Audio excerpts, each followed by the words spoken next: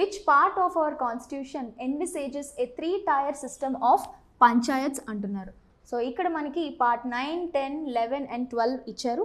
So 3-tier system of panchayats అంటున్నారు. 3-tier system of panchayats అంటే ఏంటి అంటే 3 levels ఆఫ్ పంచాయత్స్ అంటున్నారు. ఇది మనకి ఏ పార్ట్ ఆఫ్ ద ఇండియన్ కాన్స్టిట్యూషన్లో ఉంది అని అడుగుతున్నారు. So the correct answer is part 9 of the Indian constitution అనమాట. సో మనకి ఇది 73rd అమెండ్మెంట్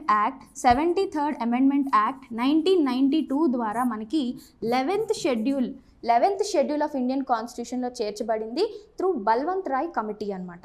ఓకే, సో ఈ 11th షెడ్యూల్ ద్వారా మనకి 73rd అమెండ్మెంట్ యాక్ట్ 1992 ద్వారా పార్ట్ 9లో మనకి 3-tier సిస్టమ్ ఆఫ్ పంచాయత్స్ అనేది చేర్చబడింది.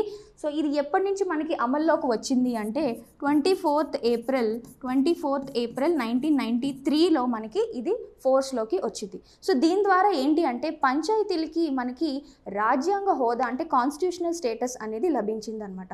So coming to 3-tier system of panchayats అన్నాం, 3 levels ఆఫ్ పంచాయత్స్ అని అన్నాం అనమాట. అవి ఏంటి? విలేజ్ లెవెల్లో కనుక మనం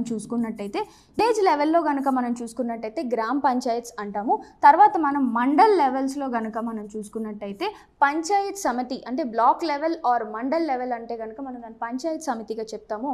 తర్వాత మనకి డిస్ట్రిక్ట్ లెవెల్ కనుక మనం చూసుకున్నట్టయితే దాన్ని జిల్లా పరిషత్ అంటాం.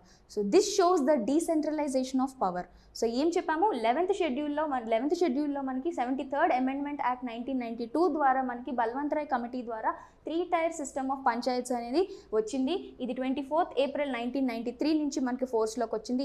మొట్టమొదట రాష్ట్రాలు ఏవి అంటే ఇవి అమల్లోకి వచ్చిన తర్వాత ఫస్ట్ రాజస్థాన్, ఆ తర్వాత ఆంధ్రప్రదేశ్. ఈ ఎంటైర్ 11th షెడ్యూల్లో మనకి టోటల్గా 29 సబ్జెక్ట్స్ అయితే ఉన్నాయన్నమాట.